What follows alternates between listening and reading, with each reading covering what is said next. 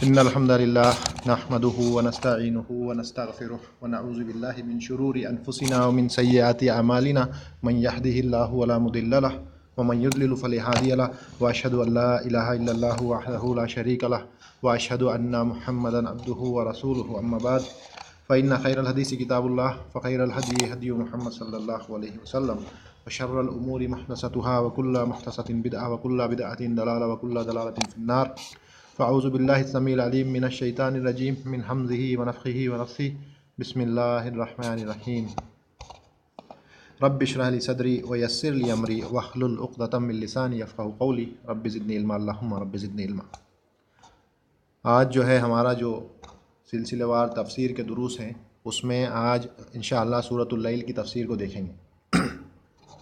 پچھلے ہفتے سورۃ الضحیٰ کا جو دوسرا حصہ تھا اس کو ہم نے مکمل کیا، اور آخر میں ہم نے ایک چیز اور دیکھی تھی، وقت اور موقع کی مناسبت سے جو کل کا دن جو گزرا اور جو بھی بدتمیزی ہوئی اس تعلق سے ہم نے کچھ جاننے کی کوشش کی تھی کہ کس طرح سے جو سورۃ الضحیٰ کی جو آخری آیت ہے وَأَمَّا بِنِعْمَتِ رَبِّكَ فَحَدِّثْ، اس آیت کا استعمال کر کے کس طرح سے جو ہے یہ ثابت کیا جاتا ہے کہ اللہ کے رسول صلی اللہ علیہ وسلم کی جو میلاد یا مولد ہے اس کو منانا چاہیے، اس چیز کو کس طرح سے ثابت کیا جاتا ہے۔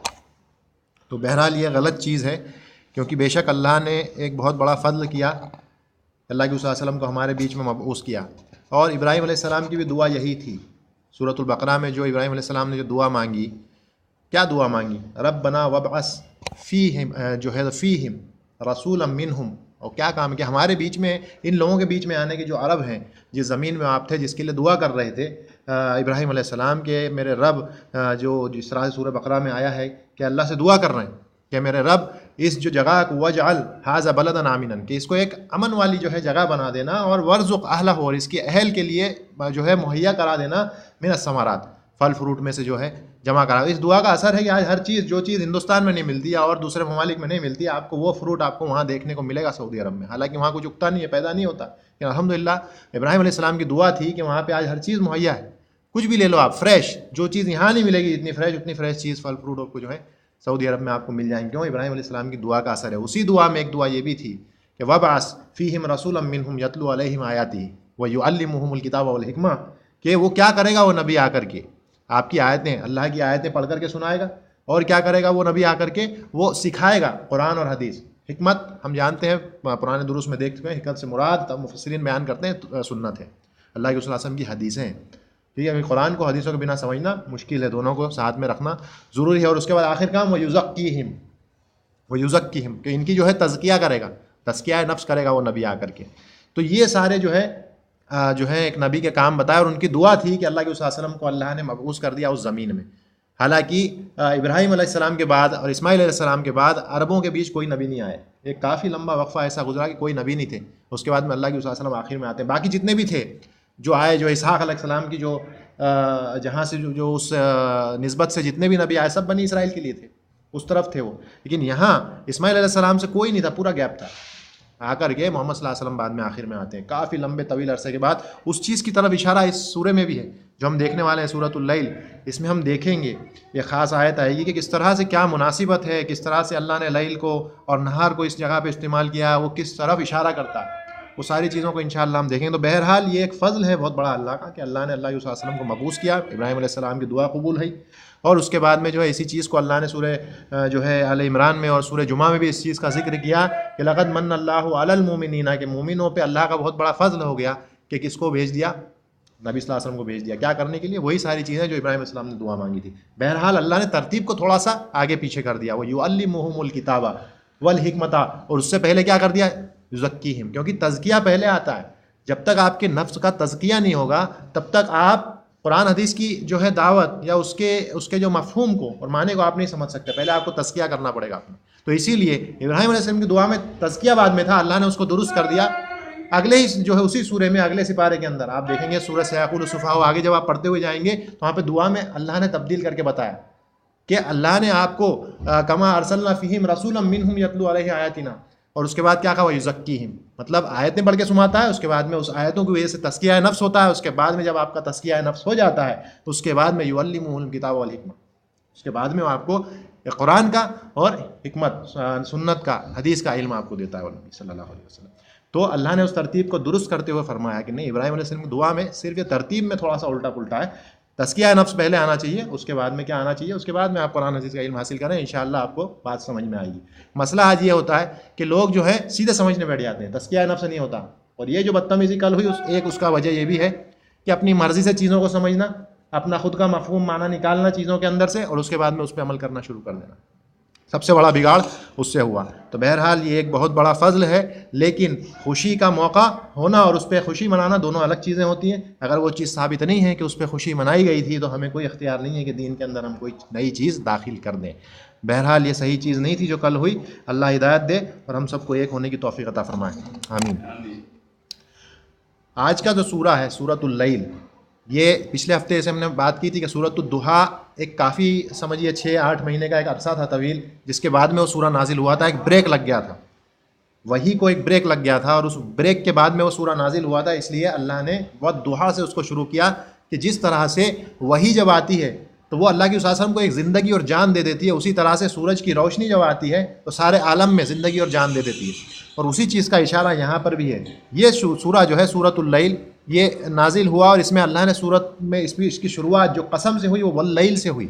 وہ کیوں ہوئی انشاءاللہ اس پہ بھی بات کریں گے. لیکن جو کہ ہمارا طریقہ ہے کہ جب ہم تفسیر کو شروع کرتے ہیں تو پہلے ہم یہ دیکھتے ہیں کہ اس سورہ کا کنیکشن اس کے پہلے والا سورہ شمس جو ہے اس سے آپس میں کنیکشن کیا ہے. تو پچھلے بار ہم نے ایک 8 یا 9 نقطے دیکھے تھے کہ سورۃ الضحیٰ کا اور سورۃ الشمس کا کیا کنیکشن ہے. اس بار انشاءاللہ ہم دیکھیں گے کہ سورۃ اللیل اور سورۃ الشمس کا آپس میں کیا کنیکشن ہے. ایک 14 پوائنٹ کے آس پاس ہیں، انشاءاللہ اس کو دیکھیں گے، اور پھر وقت ملا تو اس سورہ کی اصل تفسیر کو ہم شروع کریں گے، ورنہ آئندہ ہفتے میں تفسیر کو دیکھیں گے. پہلی چیز جو پہلا کنیکشن یا پہلا پیرالل جو بولا جاتا ہے سورۃ الشمس اور سورۃ اللیل کے درمیان میں، وہ یہ ہے کہ یہاں پہ سورۃ الشمس میں اور سورۃ اللیل میں جو قسم کھائی ہے اللہ نے اس کی جو ترتیب اس کو الٹ دیا ہے. یہاں پہ شروعات کس سے؟ واللیلی، ٹھیک ہے نا، واللیلی سے، واللیل اذا یغشا والنہار اذا تجلی. لیکن سورۃ الشمس میں کیا ہے؟ 2-3 آیتوں کے بعد گزر جانے کے بعد والنہار اذا جلاھا، پہلے نہار ہے، اس کے بعد واللیل اذا یغشاھا. ٹھیک ہے، تو ایک تو یہ ہے اس کے اندر کہ اس میں ترتیب کو اللہ نے الٹ دیا. اور اس کی وجہ، ایک پہلی وجہ یہ بتائی جاتی ہے کہ اس کی ترتیب کو اس لیے بدلا گیا کہ سورۃ اللیل جو ہے یہ مکی دور کے بالکل شروعات کے سوروں میں سے ہے، بلکہ یہ 6ٹھا سورہ ہے نازل ہونے کے اعتبار سے. یہ 6ٹھا سورہ ہے جو نازل ہوا تھا، اور یہ اس دور میں نازل ہوا جب مکہ میں ابھی بھی شرک کے بادل چھائے ہوئے تھے. شرک کا اندھیرا تھا وہاں پر، جس طرح سے رات اندھیری ہوتی ہے ویسے وہاں شرک اور کفر کا اندھیرا موجود تھا. تو یہ اس دور کی جو ہے سوروں میں سے ہے، 6ٹھے نمبر کا سورہ نازل ہونے والوں میں. تو کافی پہلے کے وقت میں ہے یہ سورہ، کیونکہ وہاں پہ شرک کا اندھیرا تھا، اس لیے مناسبت یہاں کیا تھی؟ واللیل. اور اسی لیے کچھ علماؤں نے اس طرف اشارہ کیا ہے کہ یہاں لیل سے مراد کفر ہے اور نہار سے مراد ایمان ہے. تو یہ اللہ کا طریقہ ہے چیزوں کو بتانے کا اور دکھانے کا، تاکہ آدمی جب دیکھے اس بدلاؤ کو کہ رات سے دن آتا ہے، دن سے رات آتی ہے، تو وہ ان چیزوں پہ غور و فکر کرے. اور جیسا ہم دیکھیں گے ایک چیز اس میں اور آئے گی آگے جو میں بتاؤں گا اگلے نقطے میں، کہ یہاں پہ اللہ نے جو ضمیر ہے اس کو محذوف کر دیا. وہاں پہ اللہ نے کیا کہا تھا سورۃ الشمس میں؟ واللیل اذا یغشاھا، ہا ہے پیچھے، یہاں پہ اس کو غائب کر دیا، اس کو نہیں بتایا، اس کو محذوف رکھا. اور یہاں پہ جیسے ہم نے بتایا پچھلے بار بھی کہ جب اللہ کسی چیز کو محذوف کر دیں تو یہاں پہ مراد توسع فی المعنی، معنی کے اندر براڈ ہو جاتا ہے معنی، اس کے بعد میں اوپن ہو جاتا ہے، آپ کو سوچنے پہ مجبور کرتا ہے کہ آپ سوچیں. کیونکہ ہمیں عربی نہیں آتی تو ہمیں کوئی فرق نہیں پڑتا وہاں پہ یکشا ہو کہ نہ ہو. لیکن جو اس وقت کے دور کی جو قریش تھے ان کو عربی معلوم تھی، تو ایک دم ان کا دماغ دوڑنے لگتا تھا کہ یہاں پہ کچھ نہ کچھ مسنگ ہے، کیا ہو سکتا ہے وہ. تو وہ غور و فکر کرنا شروع کرتے تھے. تو ہمیں بھی چاہیے عربی سیکھیں اور اس غور و فکر کو سمجھیں کہ یہاں پہ جو چیز مسنگ ہے وہ کیا ہے، کس طرف اشارہ کر رہی ہے. تو بہرحال اس میں پہلی چیز تو یہ ہے کہ یہاں پہ ترتیب کو بدل دیا اللہ نے. سورۃ الشمس میں ترتیب جو ہے پہلے نہار ہے، اس کے بعد لیل ہے، یہاں پہ پہلے لیل ہے پھر نہار ہے. کیوں؟ کیونکہ شروعات کے دور کی نازل ہونے والی صورتوں میں سے تھی، جب عرب میں ابھی بھی شرک کے بادل، کفر کے بادل چھائے ہوئے تھے. تو مناسبت سے اس کی صحیح اور سب سے بہتر تھا کہ اللہ نے شروعات اس سورہ کی واللیل سے کی. دوسری جو نقطہ ہے، دوسرا پوائنٹ ہے، جیسا میں نے بتایا اللہ نے جو ضمیر ہے ہا کی جو وہاں پہ تھی واللیل اذا یغشاھا سورۃ الشمس میں، اس کو یہاں سے محذوف کر دیا. یہاں پہ صرف کیا کہا؟ واللیل اذا یغشا، ہاں نہیں کہا. کیوں؟ کیونکہ مقصود آپ سے ہے کہ اب آپ سوچو اور غور کرو کہ وہ ہاں کیا ہے، وہ کیا تھا، کس کو اللہ نے جو ہے رات جو ہے کیا چیز ہے ڈھانپنے والی. کس نے جو ہے رات نے کس چیز کو ڈھک دیا یا ڈھانپ دیا؟ یکشا کا معنی ہوتا ہے کور کر لینا. تو کون سی چیز ہے جو کور کر رہی ہے رات کو؟ کیا چیز ہے وہ؟ یا رات کس چیز کو کور کر رہی ہے؟ ٹھیک ہے، تو آپ سے غور و فکر کرنے کی یہاں پہ مطلوب ہے اللہ کا کہ آدمی غور و فکر کرے اور وہ مجبور ہو جائے کہ اس کے آگے والے سورے سے وہ کنیکٹ ہو. کیا مراد کیا ہے؟ آدمی تدبر اور تفکر کرے قرآن کے اوپر. صرف یہ ضروری نہیں ہے کہ جس طرح سے تراویح میں 3 دن میں 1 دن میں سبھی نہ کر کے اور معاملے کو قصہ ختم کر دیا. یہ مقصود اور مراد نہیں ہے اللہ کی. اللہ کی مقصود اور مراد یہ ہے کہ قرآن کو سمجھو، ٹھہر کے آرام سے سوچ کر کے. جب اس طرح کی چیزیں آئیں غور و فکر کرو، آدمی سوچئے کہ وہ کیا چیز ہے، رات کس چیز کو ڈھک رہی ہے. تو وہ پھر فوراً غور کرے گا ہاں سورۃ الشمس میں اللہ نے اس کا جواب دیا ہے کہ رات جو ہے وہ لوٹ کر کے سورج کی طرف جا رہا ہے، کیونکہ سورج کی شروعات شمس سے ہو رہی ہے. تو وہ جو ضمیر ہے لوٹ کر کے شمس کی طرف جا رہی ہے. اور اس لیے کیونکہ عرب سورج کو مؤنث مانتے ہیں، فیمیل جینڈر ہوتے ہیں نا، مؤنث مذکر. عربوں کے نزدیک شمس کیا ہے؟ مؤنث ہے. اس کو مؤنث سمائی کہا جاتا ہے. اس کے اندر علامت نہیں ہے مؤنث ہونے کی تا مربوطہ، لیکن اس کے باوجود عرب کہتے ہیں کہ جو ہے سورج مؤنث ہوتا ہے. ہمارے یہاں دیوار کو ہم کیا مانتے ہیں؟ اردو میں کیا ہے دیوار؟ مؤنث ہے مذکر ہے؟ کیا کہتے ہیں؟ دیوار گر گیا کہ گر گئی؟ گر گئی تو مؤنث ہے. لیکن عربوں کے یہاں پہ جدار کیا ہے؟ مذکر ہے. تو یہ طریقہ ہے بولنے والوں کا، اس کو جو ہے جس طرح سے مرتب کر لیں قاعدے، وہ اس قاعدے کو فالو کرنا پڑتا ہے. تو شمس ان کے نزدیک کیا ہے؟ مؤنث ہے. ہمارے نزدیک شمس کیا ہے؟ سورج نکلی یا نکلا. تو ہمارے نزدیک شمس مذکر ہے. لیکن اب جب ہم اہل زبان کی بات کریں گے اور ان کے اس قرآن کو اس زبان میں سمجھنے کی کوشش کریں گے تو پھر وہ مؤنث ہے. تو اسی لیے اللہ نے وہاں پہ کیا کہا؟ یغشاہا لوٹ کر کہاں جا رہا ہے؟ شمس کی طرف، سورج کی طرف، کہ سورج کو ڈھک لیا رات نے. تو اب جب یہاں پہ بات آئی تو آدمی غور کرے گا کہ ہاں اللہ نے اس چیز کا جواب سورۃ الشمس میں دیا ہے، اسے کہیں نہ کہیں لوٹ کر کے پچھلے سورے پر جانا پڑے گا. تو اس چیز کو بات واضح ہو جائے گی. تیسری چیز، یہاں پہ 2 فعل ذکر کیے گئے ہیں دونوں آیتوں کے اندر جو ابھی ہم نے پڑھی، لیل والی اور نہار والی. دونوں جگہ دونوں فعل جو ہیں ماضی کے فعل اللہ نے استعمال کیے ہیں. دونوں جگہ پہ ماضی کے فعل ہیں. کیسے؟ یعنی جو مثال کے طور پہ آپ کا جو ہے دن کی جب بات ہے دونوں سوروں میں، تو دن کی بات جب ہے تو وہاں پہ ماضی کا فعل استعمال ہوا ہے. کس طرح سے اللہ نے سورہ شمس میں کیا کہا؟ وَالنَّهَارِ إِذَا جَلَّا. جلا جو ہے فعل ماضی ہے، پاسٹ ٹینس. ٹھیک ہے، اسی طرح سے یہاں پر بھی سورۃ اللیل میں بھی اللہ نے کیا کہا؟ تجلا بھی ماضی کا ہے. ٹھیک ہے، ماضی کا فعل ہے یہ بھی. تو دونوں جگہ دن کے لیے ماضی کا استعمال کیا اور رات کے لیے مضارع کا، پریزنٹ ٹینس. رات کے لیے یغشا دونوں جگہ سیم یغشا استعمال کیا، خالی ضمیر کو ہٹا دیا. تو ایک مناسبت یا ایک جو ہے پیریلل اور ایک جو ہے ان کے بیچ میں کنیکشن یہ بھی ہے کہ ان دونوں میں اس طرح کا معاملہ ہے کہ رات کے لیے اللہ نے فعل مضارع پریزنٹ ٹینس کا استعمال کیا، دن کے لیے اللہ نے جلا یا تجلا پاسٹ ٹینس ماضی جو ہے فعل کا. اب ایسا کیا فائدہ ہے؟ ماضی یا مضارع کا استعمال کر کے، رات کے ساتھ مضارع کا استعمال کر کے فائدہ کیا ملتا ہے؟ مضارع کا استعمال اس وقت کیا جاتا ہے عربی لغت میں، یعنی عام بول چال میں نہیں، قرآن کی مناسبت سے میں بات کر رہا ہوں. عام بول چال میں تو زیادہ فرق نہیں پڑتا ہے، آدمی جو ہے ڈائریکٹ ماضی کا استعمال کر لے یا جو ہے لم کے ساتھ فعل مضارع کا استعمال کر لے، عام بول چال میں فرق نہیں پڑتا. لیکن قرآن میں جب بات آتی ہے تو بلاغت کے اعتبار سے بہت بڑا فرق ہو جاتا ہے. کہیں پہ آپ ماں کے ذریعے نفی کریں، کہیں پہ جو ہے لم کے ذریعے نفی کریں، بہت بڑا فرق ہے. ماں کے ذریعے جب آدمی نفی کرتا ہے، ماں کا استعمال کر کے میم الف ماں، تو اس کا مطلب اس کے آگے جو بات گزر چکی اس کا رد بھی کر رہا ہے وہ اور ساتھ میں انکار کر رہا ہے. 2 چیزیں ایک ساتھ ہو جاتی ہیں. لیکن عام بول چال میں کوئی فرق نہیں پڑتا. ٹھیک ہے، تو قرآن میں معاملہ الگ ہے، بلاغت کا اینگل اس کے اندر شامل ہوتا ہے. تو بہرحال جب آدمی فعل مضارع کا استعمال کرتا ہے یا اللہ نے فعل مضارع کا استعمال کیا تو یہ اشارہ اس طرف ہے کہ جو چیز ہے وہ مکمل نہیں ہے، ابھی وہ کمپلیٹ نہیں ہے اپنے آپ میں، اس چیز کی طرف اشارہ ہوتا ہے اور یہ ابھی ادھوری ہے اور دھیرے دھیرے یہ مکمل ہوگی. تو رات کے لیے کیا مناسبت ہے؟ رات کے لیے کیوں؟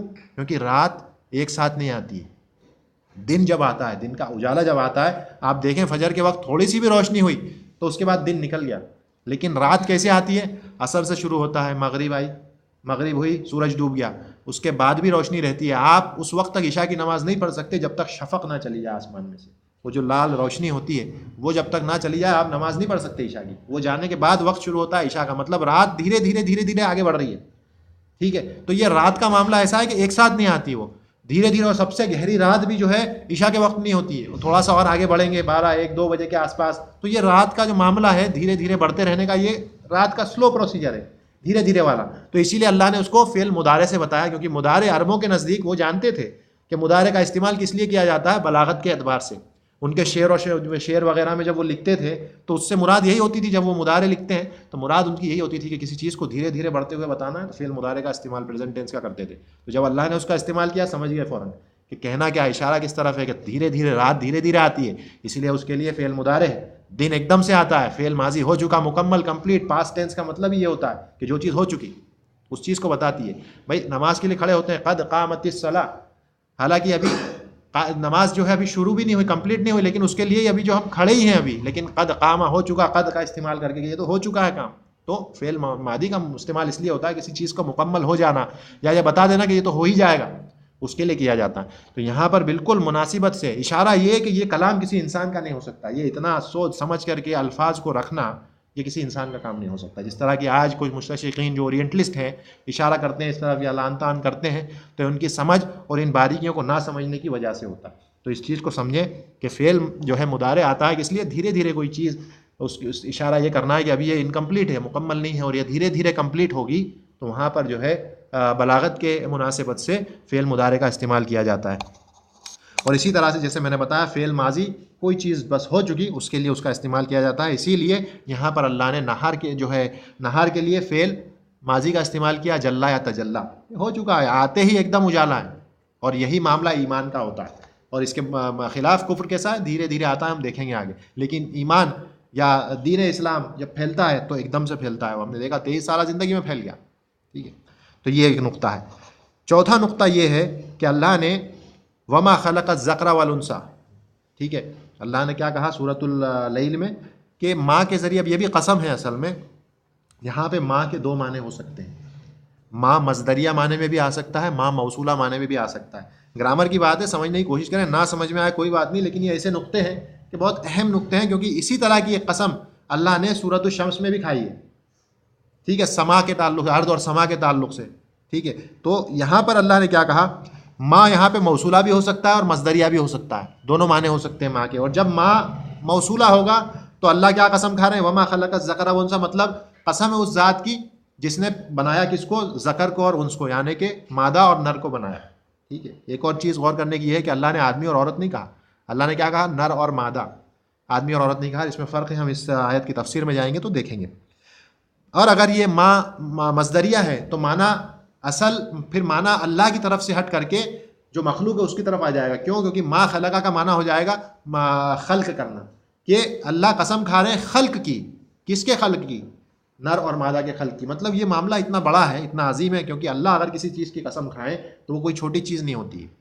اللہ اگر سورج کی قسم کھا رہے ہیں، چاند کی قسم کھا رہے ہیں، اللہ تین کی قسم کھا رہے ہیں، یا اللہ لیل کی کھا رہے ہیں، شمس کی کھا رہے ہیں، اس کا مطلب وہ کوئی معمولی چیز نہیں ہے. آپ کو غور کرنا ہے کہ واقعی بڑا بہترین اور بڑا عظیم معاملہ ہوگا جب جا کر کے اللہ قسم کھا رہے ہیں. تو اللہ قسم کھا رہے ہیں کس کی؟ بنانے کی، ذکر اور انس کی، نر اور مادہ کے بنانے کی قسم کھا رہے ہیں اللہ. تو یہ دو الگ معنی ملتے ہیں صرف اس ماں کے وجہ سے، اگر اس ماں کو آپ مصدریہ موصولہ مانتے ہیں. اسی طرح کی چیز اللہ نے سورۃ الشمس میں بھی کری ہے. کس طرح سے؟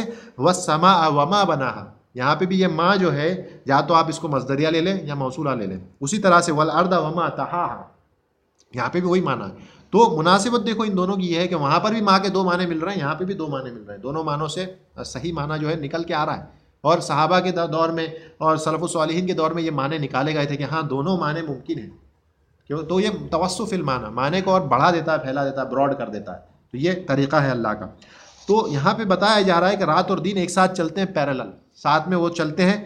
اور زمین جو ہے اپنے اندر سے جو ہے انبت جو ہے، یا جو آپ کہیں گے نا پھل فروٹ سبزی وغیرہ نہیں اگا سکتی جب تک کہ آسمان کا ساتھ نہ مل جائے، وہاں سے پانی برس کر کے زمین پر نہ آ جائے، تب تک جو ہے زمین کوئی پیدا نہیں کر سکتی چیز.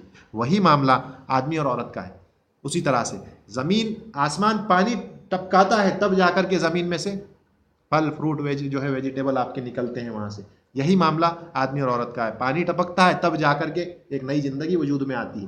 تو یہ مناسبت جو ہے وہاں پر زمین اور آسمان، والسماء وہاں بناہا والارض وما طحاہا، یہاں پہ والذکر والانثی، یہ کنیکشن اس کو سمجھنے کی کوشش کریں کہ کس طرح سے یہ ارینجمنٹ کام کر رہی ہے.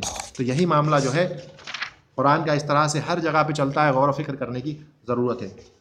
پانچویں چیز اللہ جو ہے اشارہ کرتے ہیں دو چیزوں کا جو اللہ نے بنائی، آسمان بناہا، ارض زمین طحاہا. اور یہ جو ہیں دونوں چیزیں بناہا اور طحاہا، الگ الگ استعمال کیا زمین اور آسمان کے لیے، کیونکہ یہاں پہ ڈیٹیل کی ضرورت تھی. آسمان الگ چیز ہے، آسمان سر کے اوپر ہے، زمین پیر کے نیچے ہے، دونوں کے اپنے اپنے کام کاج ہیں. تو وہاں پر ڈیٹیل کی ضرورت تھی، تو دونوں کے لیے اللہ نے الگ الگ فعل کا استعمال کیا. ٹھیک ہے، لیکن یہاں پر جب اللہ نے ذکر اور انس کا استعمال کیا تو ایک ایسے عموم اور جنرل جو ہے لفظ کا استعمال کیا جو سبھی کے اس میں استعمال ہو جاتا ہے. مثال کے طور پہ خلقہ. ٹھیک ہے، تو خلقہ کا استعمال خاص کر دیا اللہ نے، اور ایک اسپیسیفک استعمال کر دیا وہاں پہ کہ بہت ساری جو ہے جنرل استعمال کر دیا، ایک عموم وہاں پہ لے آئے کہ ہر چیز اس کے اندر اس میں شمار ہو جائے. تو خلقہ ایک عام فعل ہے، جبکہ بناہا اور تہا خاص ہے. خاص ہے. چھٹی چیز یہ ہے کہ اللہ نے جو آپ کا شمس ہے، سورۃ الشمس میں اللہ نے غائب کے صیغے میں بات کی ہے، تھرڈ پرسن، کسی اور کے بارے میں اللہ بات کر رہے ہیں. وہاں پہ جو اصل جو سینٹرل تھیم ہے، جو بیچ کی جو اصل موضوع ہے وہاں پہ مغز جو ہے اس سورہ کا، وہ سمود کے تعلق سے. سمود لوگ جانتے ہیں، سمود لوگ جو تھے، ان لوگوں کے بارے میں وہاں پہ ذکر ہے.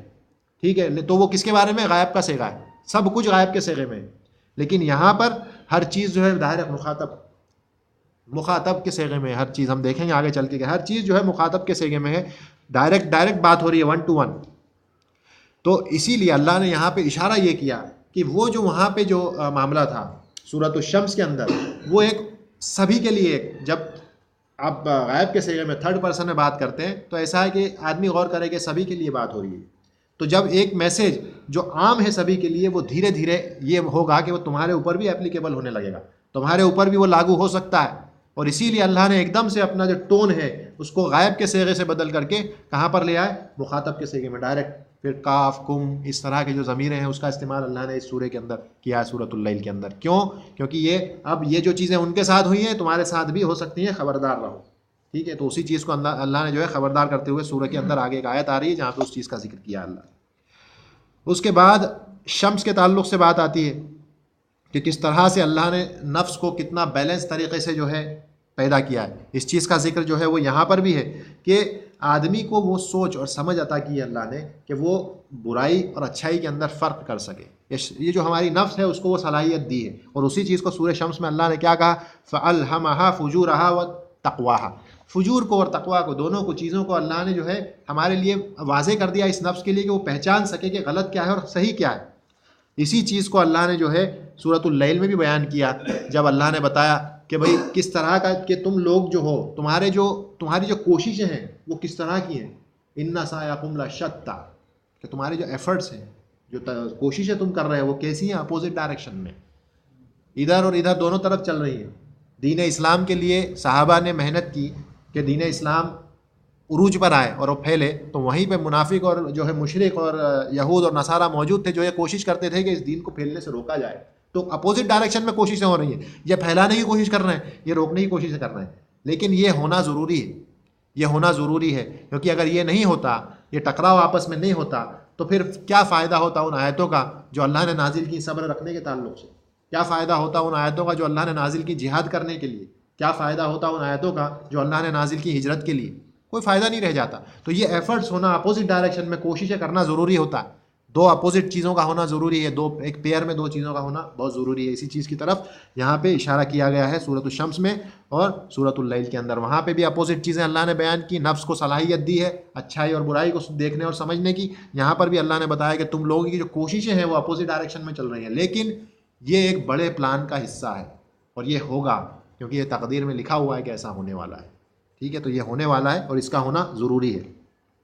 اسی طرح سے سورۃ الشمس میں اللہ نے جتنی بھی باتیں کی ہیں وہ اندرونی حصہ، اپنا جو انٹرنل معاملہ ہے اس کے تعلق سے باتیں کی ہیں، نفس کے تعلق سے باتیں ہو رہی ہیں. اللہ نے کیا کہا ہے؟ وَنَفْسٍ وَمَا سَوَّاهَا، انٹرنل چیز ہے نفس، اپنے اندرون معاملہ بتایا گیا. لیکن جب آپ سورۃ اللیل میں آئیں گے تو جتنی بھی چیزیں ہیں، باہری جو آدمی کا ایک ایٹیٹیوڈ ہوتا ہے اللہ نے اس کو بیان کیا ہے. دینے کا معاملہ ہے، لین دین، زکوٰۃ، صدقات، خیرات وغیرہ کرنا، یہ سب ایکسٹرنل چیزیں آدمی باہری طور پہ کرتا ہے.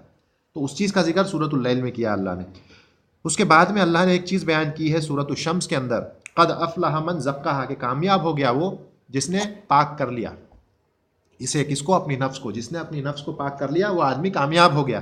تو اللہ نے اس شخص کے بارے میں بتایا ہے، لیکن وہ کامیاب کیسے ہوگا اس کا جواب سورۃ الشمس میں نہیں دیا ہے. اس کا جواب کہاں ہے؟ سورۃ اللیل کے اندر دیا ہے. کیسے کامیاب ہونے کا طریقہ؟ فَأَمَّا مَنْ آتَى وَاتَّقَىٰ، جس نے دیا اور تقوی اختیار کیا. ویسے شخص کے لیے کیا ہے، وصدق بالحسنی، اس کے بعد اس نے صداقت بھی کی، اس نے تصدیق بھی کر دی حسنہ کی، توحید کی، لا الہ الا اللہ کی، دین اسلام کی، تو اس کا کیا ہو گیا، فنیسرہ للیسرا، اس کے لیے آسان کر دیا، آسانی کا راستہ۔ تو یہ کامیابی ہے۔ وہاں پہ اللہ نے کیا ہے، زکاہا کہا کہ جس نے اس نفس کو پاک کر لے، لیکن کیسے پاک کرنا ہے اس کا جواب یہاں پہ دیا ہے، عطا کرو، دو، اور تقوی اختیار کرو۔ یہ چیز جو ہے یہ تمہاری نفس کا تزکیہ کرے گی، تزکیۃ النفس اس کے ذریعے ہوگا۔ اور اسی کے ساتھ یہ بھی بتایا ہے اسی وہیں پہ سورۃ الشمس میں، ومن خاب من دساہا، فیل ہونے والوں کے بارے میں، کہ کون فیل ہوگا، جس نے اس کا جو ہے معاملہ، نفس کے معاملہ جو ہے خراب رہا تو آدمی فیل ہو گیا اس دنیا کے اندر۔ یہاں پہ بھی بتایا کہ کون ہونا ہے، فیل ہونے والا کون ہے، وہاں نہیں بتایا، یہاں پہ بتایا وَأَمَّا مَن بَخِلَ وَاسْتَغْنَىٰ، جس نے بخیلی کی اور اپنے آپ کو یہ سمجھنے لگا کہ میں بس اپنے آپ میں کافی ہوں، مجھے کسی کی ضرورت نہیں ہے، اور پھر اس نے کیا کیا، وَكَذَّبَ بِالْحُسْنَىٰ، اور اس نے پھر تکذیب بھی کر دی لا الہ الا اللہ، توحید کی، دین اسلام کی، تو کا فَسَنُيَسِّرُهُ لِلْعُسْرَىٰ، اس کے لیے جو مشکل والا راستہ ہے وہ آسان کر دیں گے، اس پہ چلے گا۔ تو اللہ نے یہاں پہ ادھر پہ کیا بتایا کہ ایسا ہوگا، لیکن کیسے ہوگا وہ یہاں پہ بتایا کہ اگر آدمی ایسا کرے گا تو پاس ہوگا، اور ایسا کرے گا تو وہ فیل ہوگا، اس دنیا میں بھی اور آخرت میں بھی۔ 10واں نقطہ جو ہے اس میں یہ ہے کہ اللہ جو سورۃ اللیل ہے اس میں یہ بتاتے ہیں کہ لوگ بغاوت کیوں کرتے ہیں، کیا وجہ ہے لوگوں کے بغاوت کرنے کی، اور جو طغیان ہوتا ہے، بغاوت کرنا، اس کی اصل وجہ جو ہے یہ ہوتی ہے کہ آدمی بخیل ہو جاتا ہے۔ اور ہم یہ دیکھیں گے کہ جب مال دولت انسان کی، کمانے سے انکار نہیں ہے، اللہ نے کبھی نہیں کہا، یا اللہ کے رسول صلی اللہ علیہ وسلم نے یہ نہیں کہا کہ پیسہ مت کماؤ، دولت مت کماؤ، ہاں، لیکن یہ ضرور ہے کہ اس پیسے اور اس دولت کو اپنے دل اور دماغ پر مت سوار ہونے دو۔ جو آدمی اسی کا ہونے کی کوشش کرتا ہے کہ صرف اسی کے پیچھے بھاگتا رہے، اس کے لیے بربادی ہے، اس کے لیے ویل ہے، جیسا ہم نے دیکھا تھا وَيْلٌ لِّكُلِّ ہُمَزَةٍ لُمَزَةٍ، اس کے بعد میں الَّذِي جَمَعَ مَالًا وَعَدَّدَهُ، کہ وہ شخص، ویل کس لوگوں میں، ہمزہ اور لمزہ کے اوپر ہے، اور اس کے بعد میں کون، وہ جو جمع کرتا ہے مال کو اور پھر کیا گنتے بیٹھتے رہتا ہے، عددہ، اکٹھا کرتے رہو، گنتے رہو مال کو، یہ کام ہے اس کا، تو اس کے لیے ویل ہے، کمانے والے کے لیے نہیں۔ ہاں، جو پورا پیسے میں ڈوب جائے کہ بس اب تو یہی ہے اور کچھ بھی نہیں ہے، کچھ دکھتا ہی نہیں پیسے کے علاوہ، پورا سر پہ دماغ پہ ہر جگہ پیسہ چھایا ہوا ہے، تو ویسے آدمی کے لیے ویل ہے۔ تو منع پیسہ کمانے سے نہیں ہے، منع یہ ہے کہ آدمی پھر بخیل ہو جائے اور اپنے آپ کو یہ سمجھنے لگے پیسہ آنے کے بعد کہ اب میں غنی ہو گیا، اب مجھے کسی کی ضرورت نہیں ہے۔ تو میں نے جیسے بتایا تھا پچھلے ہفتے بھی کہ غنی ہونے کا مطلب یہ نہیں کہ مال بہت آ جائے، غنی ہونے کا مطلب ہے سیٹسفیکشن آ جانا، کہ تھوڑا بھی ہے تو اس میں وہ یہ محسوس کرنے لگے کہ میرے پاس بہت کچھ ہے، کسی چیز کی ضرورت نہ محسوس ہونے لگے۔ وہ اللہ کی طرف سے آتا ہے، وہ آدمی کتنا بھی پیسہ کما لے غنی نہیں ہو سکتا جب تک اللہ جو ہے اس کے اندر وہ صبر اور وہ سیٹسفیکشن کا مادہ پیدا نہ کر دے، تو وہ آدمی غنی نہیں ہو سکتا پیسے ہونے کے باوجود بھی۔ مثال کے طور پہ کوئی شخص ہے 1000 روپے ہفتہ کماتا ہے، 1000 روپے ایک ہفتہ کام کرنے کے بعد اس کو ملتے ہیں، اب وہ اس آدمی کے لیے ضروری ہے کہ وہ اپنے جو بھی باس ہے اس کا، جس کے ذریعے پیسہ ملتا ہے، اب اس سے بڑا اچھے سے رہنا پڑے گا اس کو، ہفتے بھر بعد 1000 کا نوٹ آنے والا ہے، 500 کے 2000 تو بند ہو گیا، تو اب وہ جو ہے بڑا اس کو اپنے باس کے ساتھ اچھے سے رہنا پڑے گا، ہفتے کے بعد 1000 روپے آئیں گے، چلو ہاں، اس آدمی کو اگر کسی حلال طریقے سے سمجھو 1 کروڑ روپیہ مل گیا، تو اب کہاں سننے والا ہے باس کی، کیا فرق پڑتا ہے 1000 روپے ہفتے سے؟ پھر وہ کیا کرے گا، وہ طغیان میں چلے جائے گا، اب مجھے کسی کی ضرورت نہیں ہے، یہ 1 کروڑ روپیہ ہے میرے پاس، اب وہ باس گیا، جان دو اس کو، بھاڑ میں گیا ہو، اب میں جو ہے اپنے آپ میں کافی ہوں، 1 کروڑ روپیہ ہے میرے پاس۔ تو ایسا شخص پیسہ آنے کے بعد اپنے آپ میں استغنا، اپنے آپ کو غنی محسوس اور سمجھنے لگے، تو اس آدمی کے لیے ہلاکت ہے اور بربادی ہے۔ تو اسی چیز کا ذکر ہے کہ آدمی، انسان جو ہے، اللہ کہتے ہیں کہ انسان جو ہے کیوں بغاوت کرتا ہے، اس کی وجہ، اصل جو روٹ کاز یا پرابلم اس کا یہ ہے کہ وہ جو ہے اپنے آپ کو غنی سمجھنے لگتا ہے، اور یہ سمجھتا ہے کہ اس کا مال اس کے لیے سب کچھ ہے، اور اس کے بعد وہ اس میں سے دیتا بھی نہیں ہے کسی کو، جمع کرتے رہتا ہے، اکٹھا کرتے رہتا ہے۔ سورۃ توبہ میں اسی چیز کے تعلق سے اللہ نے کہا کہ وہ شخص جو اپنے مال و دولت، متاع کو، سونے چاندی کو جمع کرے گا، آخرت کے دن اس کو جہنم کی آگ میں تپایا جائے گا، اور اس کے بعد میں اس کے بازو پیٹھ اس کو جو ہے داغا جائے گا اسی سے، یہ اس کی سزا ہوگی کہ یہ تیرا مال تھا، تیرا کنز تھا جسے تو جمع کیا کرتا تھا، لے چکھ آج اسی کنز کا، اس کی مال کا مزہ آج چکھ، گرم کر کے اسی سے تیرے پیٹھوں کو، تیرے پہلوؤں کو اس سے داغا جائے گا۔ تو یہ ان لوگوں کے لیے جو ہے بخیل ہے، مال کو دبا کر کے اپنے پاس ہی دبا کر کے رکھتے ہیں، ان لوگوں کے لیے معاملہ۔ سورۃ الشمس میں اللہ کہتے ہیں فَكَذَّبُوهُ فَعَقَرُوهَا، کہ سمود جو لوگ تھے انہوں نے کیا کیا، 2 کام کیے، ایک تو انہوں نے جو ہے اپنے رسول جو ان کی طرف بھیجے گئے تھے اس کا انکار کر دیا، اس رسول کا، اور اس کے بعد دوسرا یہ کہ انہوں نے جو اللہ نے جو ایک معجزہ اونٹنی کی شکل میں بھیجا تھا اس کو بھی مار دیا۔ تو انہی جو چیزوں کا ذکر یہاں ہے، فَكَذَّبُوهُ وَعَقَرُوهَا، ٹھیک ہے، کہ وہ جو اونٹنی جو اللہ کی طرف سے آئی تھی اس کو بھی مار دیا۔ تو یہ 2 ان کے گناہ تھے. اب یہاں پہ قریش نے بھی 2 گناہ کیے تھے اور اس کا ذکر سورۃ اللیل میں اللہ کر رہے ہیں. کیا ہے؟ قریش کے ساتھ بھی 2 قسم کے مسئلے تھے. الذی کذب و تولی، انہوں نے کس کا تکذیب کی؟ اللہ کے رسول صلی اللہ علیہ وسلم کی، اس قرآن کی، اس میسج کی جو اللہ کے رسول صلی اللہ علیہ وسلم نے. تو جس مناسبت سمجھے، کنیکشن دونوں کے بیچ میں سمجھ کو، وہاں پہ بھی ایک تکذیب ہو رہی ہے. فکذبوہ، سمود نے اپنے جو ہے رسولوں کو، جو بھی بھیجے گئے رسول ان کی طرف جو بھیجا گیا اس کا انکار کر دیا. یہاں پر انہوں نے کیا کیا؟ اللہ کے رسول صلی اللہ علیہ وسلم کذبا، انکار کر دیا. دوسری چیز وہ تولا، تولا منہ پھیر لینا، مڑ جانا. کس چیز سے منہ پھیرا؟ کس چیز سے انہوں نے منہ پھیرا؟ انہوں نے قرآن سے منہ پھیرا. قرآن کیا ہے؟ معجزہ ہے. وہاں پر بھی معجزے سے کیا ہے؟ بغاوت کی، اس کو مار دیا. جو معجزہ آیا تھا، اونٹنی نکلی تھی پہاڑ میں سے، اونٹنی کو مار دیا. معجزے کو اللہ نے کہا تھا نہیں اس کو پریشان مت کرنا، اس کو پانی پینے دینا اس کی جگہ سے، انہوں نے اس کو مار دیا. یہاں پہ انہوں نے بھی کیا کیا؟ تولا، منہ پھیر لیا اس معجزے سے جو اللہ نے اللہ کے رسول صلی اللہ علیہ وسلم کو دیا تھا قرآن کی شکل میں. تو یہاں پر بھی معجزے سے منہ پھیرا ہے اور تکذیب کی ہے رسول کی. وہاں بھی تکذیب کی گئی رسول کی اور معجزے سے منہ پھیرا گیا، اس کو مار دیا گیا. ٹھیک ہے، تو 2 چیزیں یہاں بھی ہوئی، 2 چیزیں وہاں بھی ہوئی. سورۃ الشمس میں اللہ نے کہا فقال لهم رسول اللہ ناقۃ اللہ وسقیاها، کہ اللہ نے جو ہے ان کے جو رسول تھے، ان کے رسول جو تھے، انہوں نے ان سے کہا سمود سے کہ تم لوگ جو ہو ناقۃ اللہ، یہاں پہ کچھ چیز محذوف کر دی گئی ہے، ایک فعل اس کے آگے ناقتہ، کیونکہ کوئی بھی چیز اب یہ ناقتہ جو ہے یہ نصب کی حالت میں، اس کو اس حالت میں جانے کے لیے ضروری ہے اس سے پہلے کچھ ہو. لیکن یہ اللہ کا طریقہ ہے کہ کبھی دھیان کھینچنے کے لیے اللہ جو ہے ایک دم سے جو ہے اعراب کو بدل دیتے ہیں تاکہ سننے والے کا دھیان کھینچ کے آئے. بات وہی ہے، ہم لوگ عربی نہیں جانتے لیکن وہ لوگ عربی جانتے تھے. اس طرح سے جب اعراب میں بدلاؤ ہوتا تھا تو فوراً کان کھڑے ہوتے تھے کہ یہ کیا یہاں پہ ایک دم سے ناقت اللہ کیسے ہو گیا؟ ناقتو ہونا چاہیے تھا، ناقت اللہ کے آگے کچھ نہ کچھ معذوف ہے. تو بات یہ ہے کہ خبردار، میں تمہیں خبردار کر رہا ہوں، رسول کہہ رہے ہیں ان لوگوں سے. تو وہاں پہ فعل جو ہے معذوف ہے، خبردار، ناقت اللہ، اس اونٹنی کے تعلق سے میں تمہیں خبردار کرتا ہوں کہ اسے تکلیف یا نقصان مت پہنچانا. اور پھر کیا کہتے ہیں؟ وہ سقیاہا، اور اس کو اس کی پانی پینے کی جگہ سے پانی پینے دینا. وہ ڈرا رہے ہیں. مطلب کہنے کا مطلب کیا ہے؟ ان کے رسول نے کہا کہ اس اونٹنی سے دور رہو، یعنی اس معجزے سے دور رہو. ٹھیک ہے، اور ان کے لوگوں نے اس فرمان کو یا اس امر کو ماننے سے انکار کر دیا.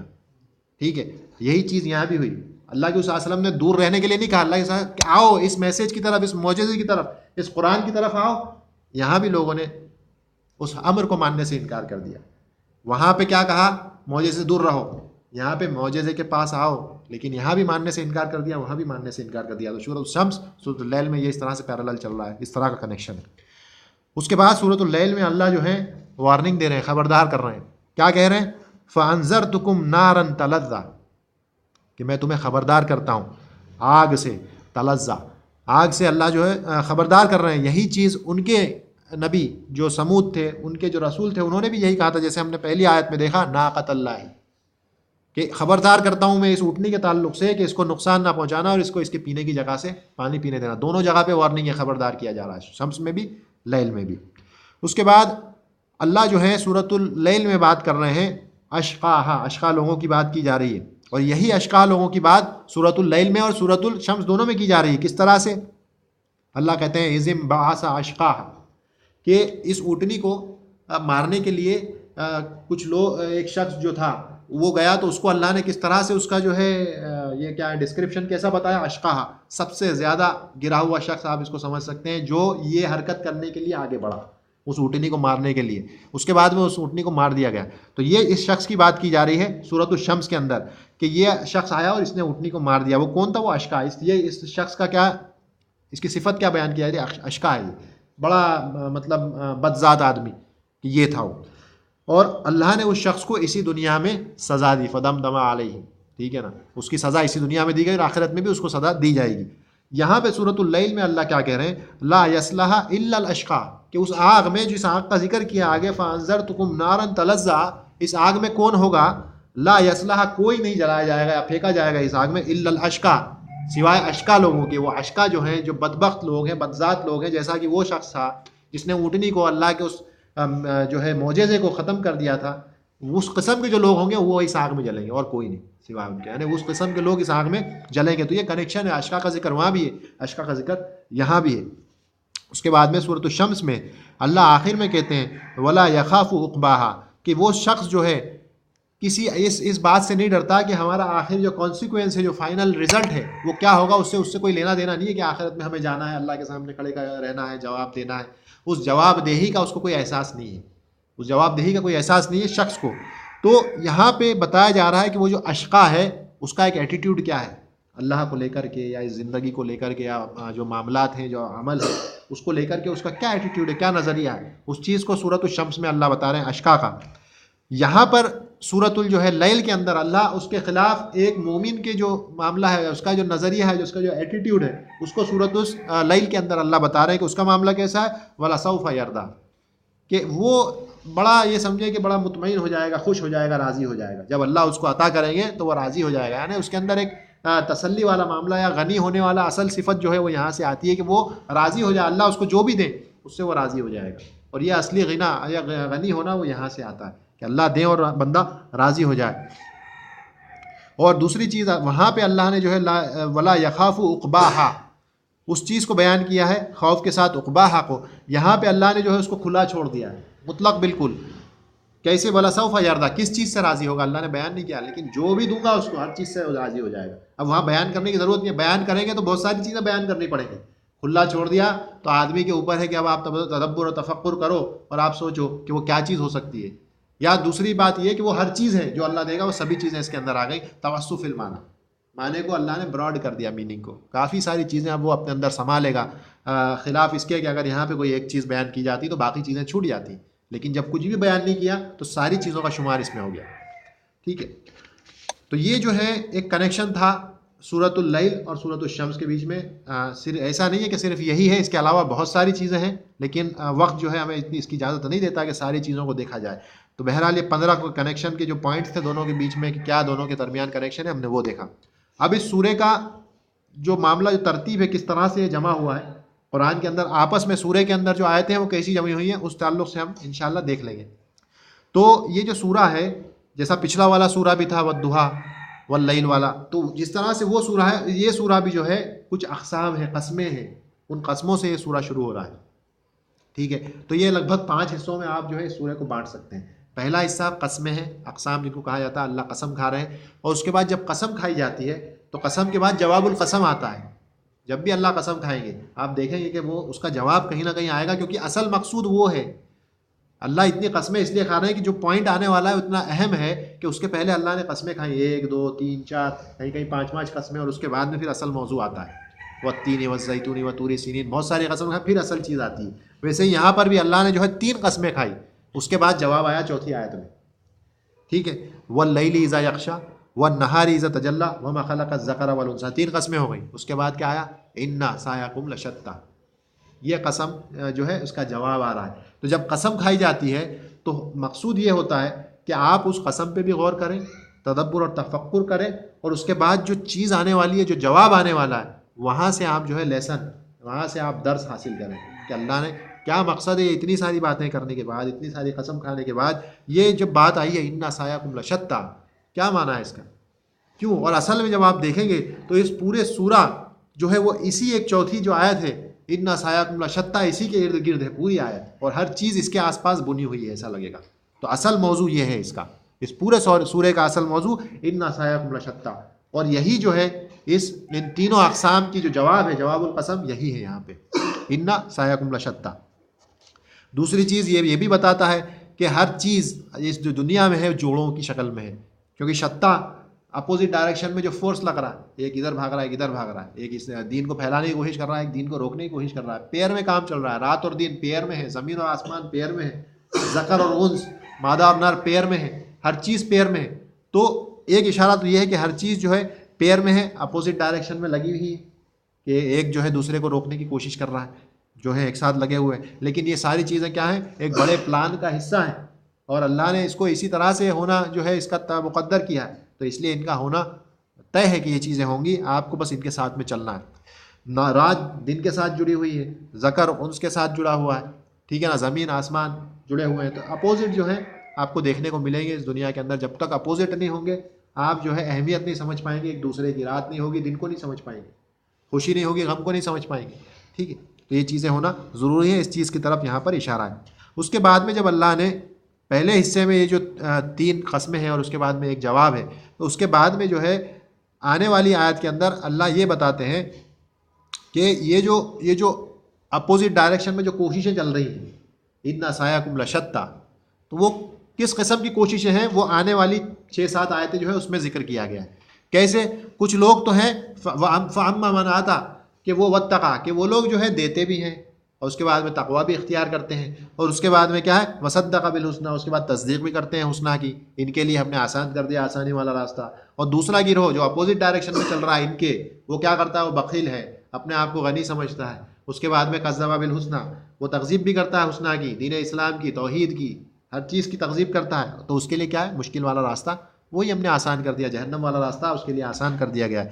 اور وما یغنی عنہ مالہ اذا تردی، اور اس کا مال اس کے لیے کوئی فائدہ مند نہیں ہوگا، کوئی فائدہ نہیں دے گا جب اس کو پھینکا جائے گا جہنم کی آگ میں، اذا تردی، اس کے لیے اس وقت کوئی فائدہ نہیں دے گا۔ ان علینا للہدی، اور ہدایت پوری ہمارے پاس ہے، کسی کے پاس نہیں، ہدایت دینا کسی کے بس کی بات نہیں ہے۔ اسی لیے اللہ کے صلی اللہ علیہ وسلم سے سورہ بقرہ میں اللہ نے کیا کہا، لیس علیک ھداھم، آپ کے اوپر ہدایت نہیں ہے، ولکن اللہ یہدی من یشاء، اللہ جسے چاہے اسے ہدایت دیتا ہے، آپ کے اوپر ہدایت نہیں ہے۔ اور دوسری جگہ اللہ نے کیا کہا، لا تسألوا عن اصحاب الجحیم، آپ سے اصحاب جحیم کے بارے میں نہیں پوچھا جائے گا، آپ کی کوششیں کرتے رہیے، آپ کو ہم نے ضرور بشیر اور نذیر بنا کے بھیجا ہے، لیکن جو ہے آپ سے یہ نہیں پوچھا جائے گا کہ یہ جو ہے اصحاب جحیم کیا کیا کرتے تھے، ٹھیک ہے۔ اسی طرح سے یہ میسج سب کے لیے تھا، جتنے بھی انبیاء آئے، کہ آپ لوگوں سے جو آپ کے پہلے لوگ گزر گئے وہ کیا کرتے تھے، اس کے بارے میں ہم نے نہیں پوچھنا آپ سے کہ انہوں نے کیا کیا، آپ سے آپ کے عمل کے بارے میں پوچھا جائے گا، انہوں نے کیا کیا وہ نہیں پوچھا جائے گا، آپ کا کام ہے میسج دے دینا، میسج دے دیجیے، ہر نبی کے لیے یہی میسج تھا۔ تو بہرحال یہاں پہ اللہ نے بتا دیا کہ وہ جو آپ کے جو یہ سایہ ہیں، سایہ کہتے ہیں، ہم دیکھیں گے آگے صحیح جو آتا ہے صفا اور مروہ کی جو صحیح کی جاتی ہے وہ اسی سایہ سے آیا ہے۔ سایہ جو ہے فعل ہے، اس کا معنی ہوتا ہے نہ تیز بھاگنا اور نہ چلنا، یہ تیز بھاگنے اور چلنے کے درمیان کی سپیڈ ہوتی ہے۔ آدمی کو بس پکڑنا ہے تو وہ نہ بھاگتا ہے نہ چلتا ہے، درمیانی اس کی چال ہوتی ہے، اس چال کو صحیح کہا جاتا ہے۔ تو یہ سایہ وہاں سے، سایہ صحیح یہ وہاں سے آیا ہوا ہے، ٹھیک ہے۔ تو آدمی یہ جو سایہ ہے یا جو اس کا جو کوششیں ہیں، وہ کوششیں 2 اپوزٹ ڈائریکشن میں، وہ 2 اپوزٹ ڈائریکشن اللہ نے بیان کر دیے آنے والی 5 یا 6 آیتوں میں جو میں نے بتایا آپ کو۔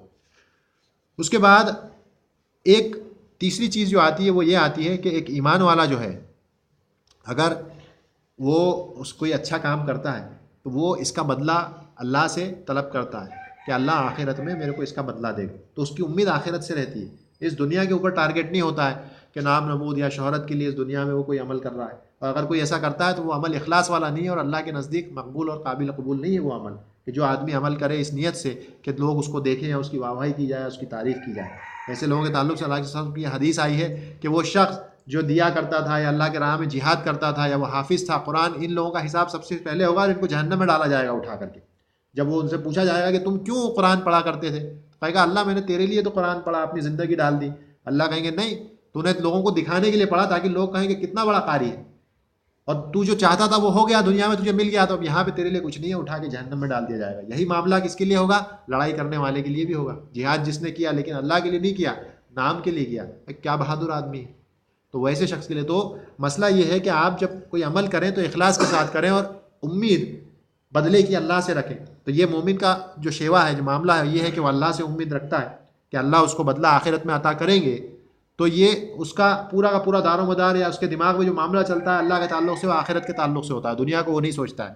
اسی طرح سے جب کسی مومن کو کوئی تکلیف پہنچ جاتی ہے، کوئی اس کو پریشانی کر دیتا ہے، تکلیف دے دیتا ہے، اس سے اب کوئی کہے کہ بھائی صبر رکھ، تجھے آخرت میں اس کا اچھا بدلہ ملے گا، تو صبر رکھ، تو وہ صبر رکھتا ہے کس بارے میں سوچ کے؟ آخرت کے بارے میں، کہ یہاں ناانصافی ہو گئی، کوئی بات نہیں، یہ دنیا ختم ہونے والی ہے، آخرت میں ضرور جو ہے اللہ انصاف کریں گے اور فیصلہ ہوگا، تو وہ پھر سے آخرت کو سوچتا ہے۔ اسی طرح سے ایک غیر مسلم ہے، کافر ہے، وہ کسی کو کوئی تکلیف پہنچاتا ہے، اس سے کہو، اس سے ڈراؤ آپ کہ تو ڈر آخرت سے، تو کہتا ہے آخرت جیسی کوئی چیز نہیں ہے، میں تو ابھی آخرت پتہ نہیں کتنا ٹائم ہے، اس دنیا کا سوچو، یہاں مزے کرو۔ اس کا بھی پورا فوکس آخرت پہ، لیکن آخرت کو وہ کچھ بھی نہیں سمجھتا۔ مومن سب کچھ آخرت کو سمجھتا ہے، وہ آخرت کو کچھ بھی نہیں سمجھتا۔ اللہ یہاں پہ اشارہ یہ کرتے ہیں کہ صرف میری طرف آخرت کو منسوب نہ کرو، میرے پاس اس دنیا کا بھی ہے۔ اور اسی چیز کو اللہ نے کیا کہا، وَإِنَّ لَنَا لَلْآخِرَةَ وَالْأُولَىٰ، کہ آخرت اور اولا دونوں ہمارے خاص طور سے ہمارے ہاتھ میں، دونوں کے اندر بدلہ دینا، سزا دینا، آپ کو جو ہے نعمتیں عطا کرنا ہمارے ہاتھ میں۔ صرف ایسا نہیں ہے کہ صرف آخرت ہے، ساتھ میں الاولا، یعنی یہ زندگی بھی ہمارے ہاتھ میں، ہم جو چاہے وہ کر سکتے ہیں، پورا ایکسکلوسیو رائٹ اس کا ہمارے پاس میں ہے۔ چوتھی چیز یا جو چوتھا سیکشن ہے اس سورے کو آپ بانٹ سکتے ہیں، وہ آتی ہے وارننگ آتی ہے۔ اللہ آپ کو ایک طرح سے دھمکی دے رہے ہیں، آپ کو ہوشیار کر رہے ہیں۔ کس طرح سے؟ فَأَنذَرْتُكُمْ نَارًا تَلَظَّىٰ، اور اس کے بعد میں کہتے ہیں لا يَصْلَاهَا إِلَّا الْأَشْقَى، اور پھر الَّذِي كَذَّبَ وَتَوَلَّىٰ۔ یہ ابھی اسی آدمی کے بارے میں پوری بات کی جا رہی ہے۔ اب یہاں پہ اللہ جو ہے، جیسا میں نے بتایا کہ مخاطب کے صیغے میں بات ہو رہی ہے، اللہ آپ سے بات کر رہے ہیں فَأَنذَرْتُكُمْ، کہ خبردار کرتا ہوں میں تمہیں، کس کے تعلق سے؟ اشقا کے تعلق سے۔ تو ایسا کیوں ہے بھئی؟ اللہ ڈائریکٹ اشقا سے بھی تو بات کر سکتے تھے، آپ لوگوں سے بات کر رہے ہیں، اشقا کے بارے میں بتا رہے ہیں، کیا وجہ ہے؟ تو اس کی وجہ یہ ہے کہ جو علماء نے بتائی وہ یہ وجہ ہے کہ ہو سکتا ہے کہ تم لوگ اشقا ہونے کے بالکل قریب ہو سکتا ہے کہ تم پہنچ چکے ہو، لیکن تمہیں اس بات کا احساس بھی نہ ہو کہ تم اشقا بن چکے ہو۔ اشقا کیا ہے میں نے بتایا، اشقا کون لوگ ہیں؟ بدبخت بدذات لوگ ہیں، جیسا کہ وہ شخص تھا جس نے اس اونٹنی کو مار دیا۔ تو ہو سکتا ہے کہ تم بالکل اس کی کگار پر کھڑے ہو کہ بس اب آپ اشقا بن ہی جاؤ گے۔ تو اس لیے تمہارے لیے خبرداری ہے کہ ہوشیار رہو، تم ان لوگوں میں اشقا میں نہ بن جانا، کیونکہ یہ اشقا وہ ہیں جن کو کہ جو ہے ہم لا یصلح الا اشقا، کہ اس آگ میں سوائے اشقا کے کوئی نہیں جانے والا ہے۔ یہ وہی لوگ ہیں جو آگ میں جانے والے ہیں، جو اشقا ہیں۔ تو ہوشیار ہو جاؤ تم لوگ، کہیں تمہارا معاملہ ویسا نہ ہو جائے جیسا اس ناقۃ اللہ کو مارنے والے کا معاملہ ہو گیا تھا، کہ اس کو اس دنیا میں بھی ہم نے ذلیل کر دیا اور آخرت میں بھی اس کے لیے بڑی ذلت ہے۔ تو ہمیں ہوشیار کرنے کے لیے اللہ نے ڈائریکٹ ہم سے مخاطب ہوئے اور بات کی اشقا کی، کہ خبردار اور ہوشیار ہو جاؤ اس سے پہلے کہ تم بھی ان اشقا لوگوں میں شامل ہو جاؤ۔ اس کے بعد اللہ نے جو ہے آگے چل کر کے جو بات کی وہ کیا کی؟ سَيَجَنَّبُهَا الْأَتْقَى، اشقا کی بات ہو گئی، اور اس کے بعد میں اتقا، سب سے زیادہ تقوی والا ہے۔ اتقا اسم تفضیل کا صیغہ ہے، جس طرح اشقا ہے ویسے اتقا ہے، سب سے زیادہ تقوی والا۔ اس کے لیے کیا ہے؟ ہم اس کے لیے کیا کر دیں گے؟ اللہ کہہ رہے ہیں سَيَجَنَّبُهَا، یہ جنبہ جو ہے یہ تجنیب، یہ اصل میں یہ مبالغے کا معنی دیتا ہے۔ اس کا معنی یہ ہوتا ہے کہ کسی کو اپنے سائڈ کر لینا، مطلب کہ اس کو سیف کر دینا، اتنا سیف کر دینا کہ بالکل ایک طرح سے دور کر دینا اس کو آگ سے۔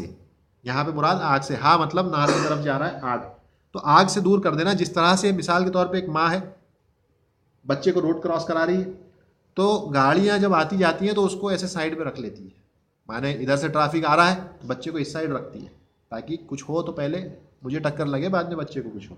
تو اسی چیز کو سائڈ پہ کر لینا اللہ نے جو ہے اتقا جو لوگ ہیں ان کو اس طرح سے سائڈ پر کر دیا کہ بالکل ایک طرح سے دور کر دیا ہے، آگ بھی ان کو چھوئے گی نہیں۔ اللہ نے یہ نہیں کہا کہ میں ان کو جنت میں ڈال دوں گا، لیکن یہ کتنی بڑی نعمت ہے کہ اللہ نے آگ سے سائڈ پہ کر دیا۔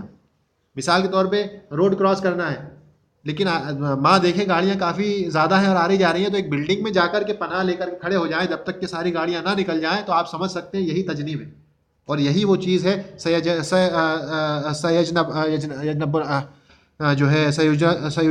الاتقى، یہی وہ چیز ہے کہ بالکل سیف سائڈ کر دینا۔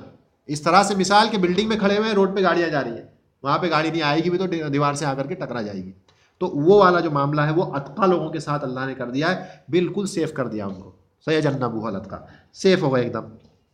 تو یہاں پر چوتھی چیز جو ہے وہ یہ ہے کہ ایک تو خبردار کیا، اور اس کے بعد میں جو ذکر کیا وہ ان لوگوں کا جن کو اللہ نے بالکل سیف کر دیا، آگ سے دور کر دیا۔ حالانکہ یہ ذکر نہیں ہے کہ جنت میں چلے گئے، لیکن یہ ایک بہت بڑی نعمت ہے انسان کو آگ سے دور کر دیا جائے، تو اس کا ذکر ہے۔ پانچویں چیز جو ہے وہ یہ ہے کہ اللہ یہ بتا رہے ہیں پانچویں حصے میں کہ لوگ اتقا والا جو لیول ہے، اتقا جو یہاں پہ ذکر آیا نا سیجنبها الاتقى، تو وہ اتقا والا جو دور یا جو لیول ہے وہ آپ کیسے حاصل کر سکتے ہیں، وہ آخر کی آیتوں میں اللہ نے بتایا کس طرح سے۔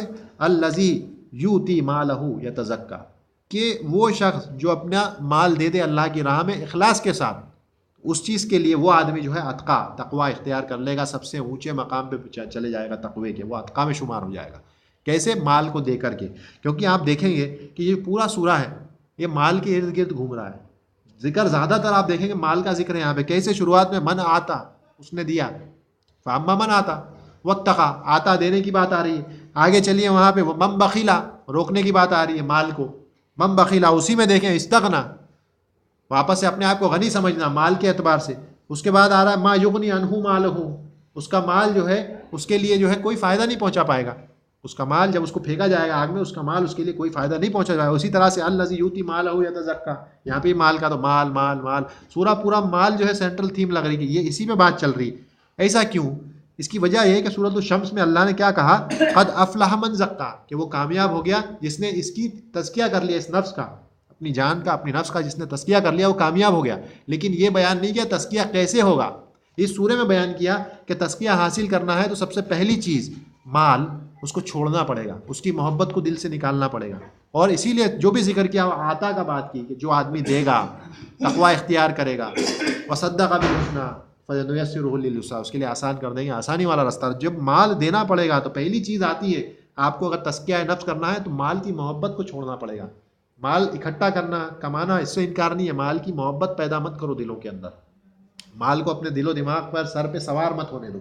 اگر ایسا ہو گیا تو آپ اشقاء میں ہو جاؤ گے شامل۔ اسی چیز کو بیان کیا جا رہا ہے کہ جس وقت یہ جو مال ہے یہ آپ کے سر چڑھ جائے گا اور سر چڑھ کر بولنا شروع کر دے گا تو سمجھ لو کہ پھر وہ آدمی برباد ہو گیا۔ وہ استغنا اپنے آپ کو سمجھنے لگے گا، غنی سمجھنے لگے گا، اور آدمی برباد ہو گیا، ہلاکت کے کگار پہ ہے۔ اور وہی آدمی جو ہے وہ جو ہے اشقاء میں ہو جائے گا، جو آدمی اپنے مال کو ٹارگیٹ بنا لے گا کہ مال کمانا ہی میرا مقصد اس دنیا کا، بس یہی ہے کہ مال کماؤں، تو پھر وہ اچھائی برائی نہیں سوچے گا، حلال حرام نہیں سوچے گا، ہر طرح سے پیسے کمانے کی کوشش کرے گا، جہاں سے مل جائے کما لوں، چاہے رشوت لے کر کماؤں، چاہے ڈاکہ ڈال کر کماؤں، چاہے کسی کو مار کر کماؤں، لوٹ کر کماؤں، دھوکہ دے کر کماؤں، کچھ بھی نہیں سوچے گا وہ، بس مال کو آنے دو۔ تو ایسا شخص جو ہے یہ اشقاء ہے۔ اسی چیز کی طرف اشارہ کیا جا رہا ہے کہ جو اشقاء، جو آگ میں پھینکے جائیں گے جو اشقاء ہیں، تو اشقاء بنے گا آدمی کون؟ جو مال کی محبت دل میں ڈال لے گا اور صرف مال مال مال مال کرتے رہے گا۔ اسی لیے اللہ نے جو ہے مال کمانے سے منع نہیں کیا ہے، مال کماؤ، زندگی کی ضرورت ہے، مال کمائے بنا آپ زندگی نہیں چلا سکتے، لیکن اس کو جو ہے ٹارگٹ مت بنا لو، اپنی زندگی کا مقصد مال کو مت بنا لو۔ اسی لیے اللہ نے کیا کہا، ویل لکل ہمزۃ لمزہ، کہ ویل ہو ہمزہ اور لمزہ لوگوں پہ۔ اور اگلا کیا کہا، الذی، کہ وہ لوگ کون ہیں، جمع مالا وعددا، جو مال کو جمع کرتے رہتے ہیں، لاؤ جمع کرتے رہو، اور اس کے بعد عددا، کاؤنٹنگ چالو ہے، آنے دو، بس کہیں سے بھی آ رہا ہے گنتے رہو۔ تو یہ ایسے مت بنو، اس کو دو، خرچ کرو، آتا جب آدمی دے گا، خرچ کرے گا تو اس کا تزکیہ ہوگا، اس کے مال کا بھی تزکیہ ہوگا، اس کی نفس کا بھی تزکیہ ہوگا، دونوں کا تزکیہ ہوگا، اور اس کے ذریعے آدمی جو ہے اشقاء لوگوں میں سے بچ کر کے اس میں سے اشقاء والی کیٹیگری میں سے نکلے گا اور اتقاء والی کیٹیگری میں داخل ہوگا۔ تو بہرحال اس ہفتے ممکن نہیں ہے کہ ہم اصل تفسیر کو شروع کر سکیں، انشاءاللہ آئندہ ہفتے جو ہے پہلی آیت سے لے کر کے ہم تفسیر کو شروع کریں گے۔ ہو سکتا ہے کہ اگلے ہفتے میں بھی مکمل نہ ہو پائے، تو اگلے ہفتے آدھا دیکھیں گے اور اس کے آئندہ ہفتے باقی بچی ہوئی جو ہے سورۃ اللیل کی تفسیر کو انشاءاللہ دیکھیں گے۔ اللہ سے دعا ہے کہ اللہ ہم کو قرآن کو صحیح طریقے سے سمجھنے کی توفیق عطا فرمائے۔ سبحانک اللہم و بحمدک، اشہد ان لا الہ الا انت، استغفرک و اتوب الیک۔